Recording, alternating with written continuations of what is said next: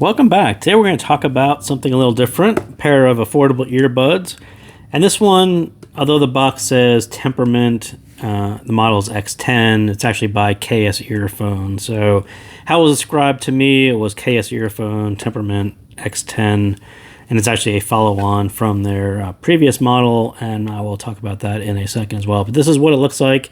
This is the box that you get. Inside it does say Temperament, and you'll sort of recognize the little black bell shape on the earbuds, which is pretty common for them.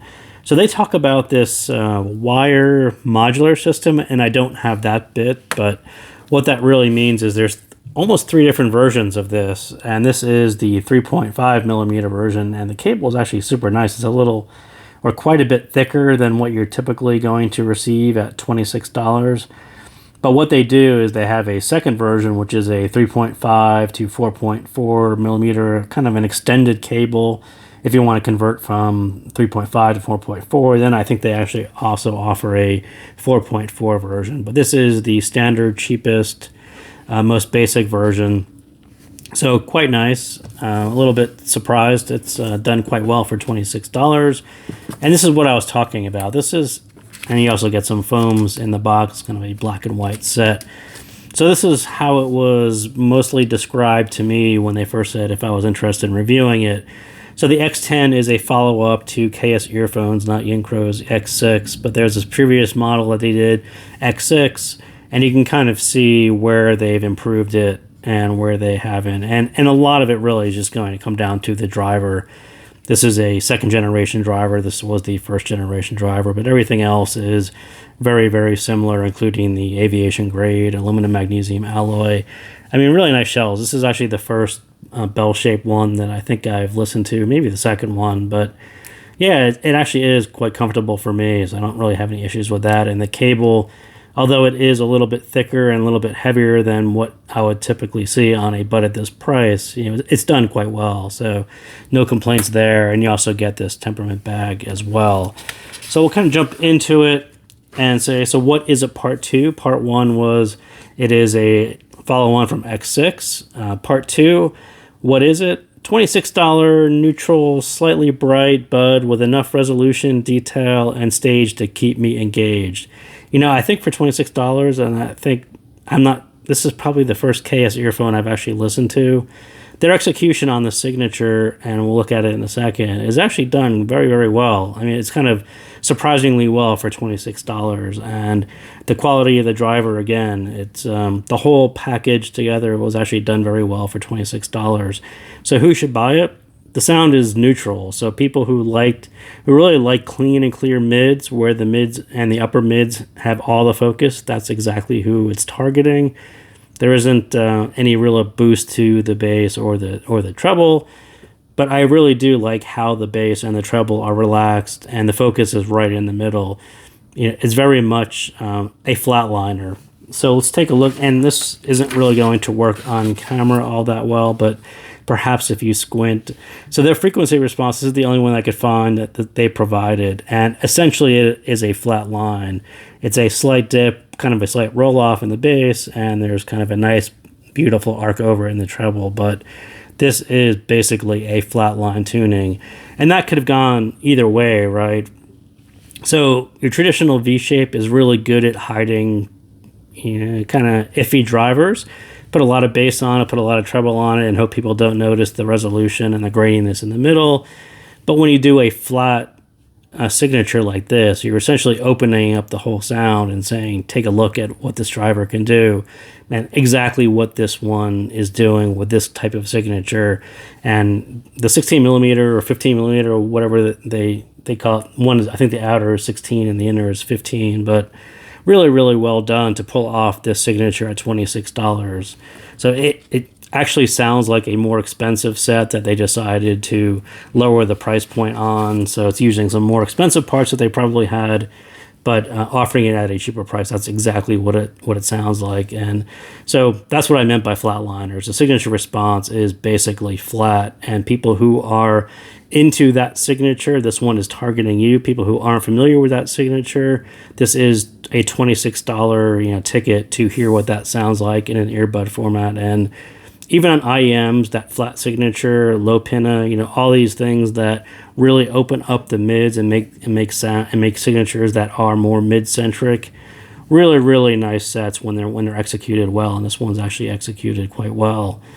So I would say it takes a bit of power to drive it. I know they said the sensitivity was like 111, but yeah, I don't know. I had to turn up the volume, and it takes a little bit. Again, it's a flat signature, and at a lower volume, you're going to hear like not a whole lot of bass. You definitely got to tilt the volume up quite a bit until you hear the bass drop in place and the treble drops in place. Not crazy amount of volume, but enough like I wouldn't listen to it at low volume. I think it was a bit too neutral for low volume. It sounds a bit tinny, and it really sounds a little less than neutral, but just move the volume up a little bit so everything sounds like it's more in a line as the signature looked like, and the bass falls in place, treble falls in place, beautiful mids, that's what falls out of that. So sound is really just enough low end, so it's neutral and not less than neutral. I think that would have been a little bit too thin and a little bit too tinny, and for male vocals especially, they're just not overly thin, and I think female vocals pop. I mean, I think they just nailed this flat signature. It's done very, very well, and maybe it's the size of the earbud driver. Maybe that works in its favor. I think on an IEM, this would have been super hard to pull off, and it seemed like they're pulling this off on a set that's quite affordable, and it was kind of a little bit shocking for me. And I think everything between male vocals and female vocals is just clean and clear. Really nice roll-off at both ends, as you saw on the graph. But it really, as I said, it's just a competent driver to really pull off that signature where it didn't sound, where you expose the mids and they're sort of right there front and center, and it doesn't sound grainy or low resolution. They put a driver in there so that they would expose it and you would hear it in all its glory and it would sound nice, and I think they pulled that off quite well. So the bass, this one, again, isn't really a bass focus set, just a bit light to get any texture out of it. The 16 millimeter dynamic driver really just fills in where it should, but it's not the focus of this set.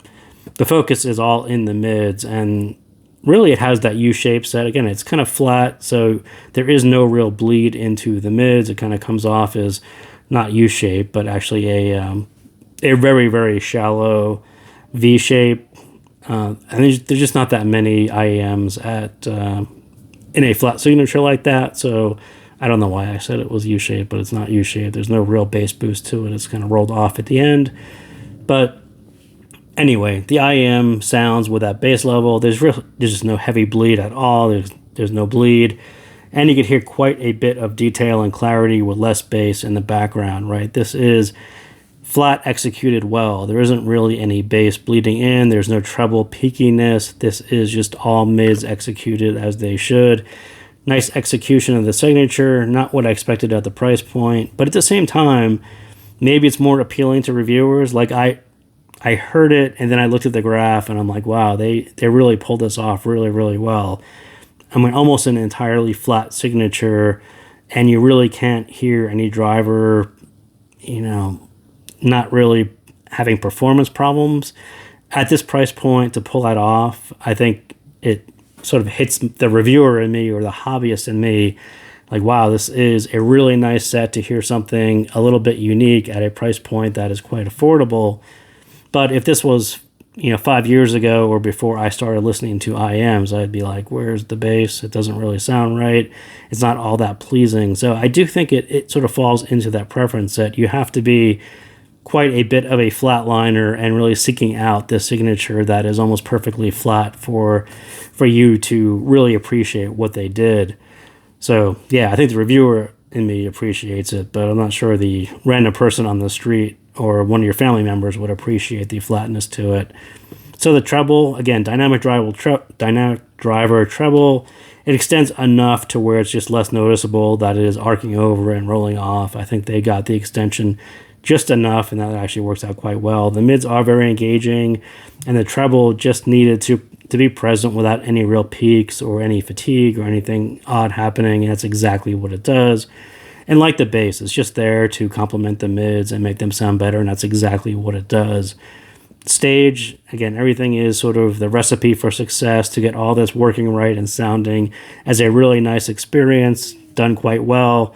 You get nice projection, and again, it is that last 10% that this set sounds a little bit more than the price. Just a little bit, this projection in the stage, having nice separation, having a nice black background, all these things just make it sound a little bit more than the price point. And, it's this last 5 or 10% that they did really well on this one. So that is what I got on X10. So thank you guys again for tuning in, and I will see you next time.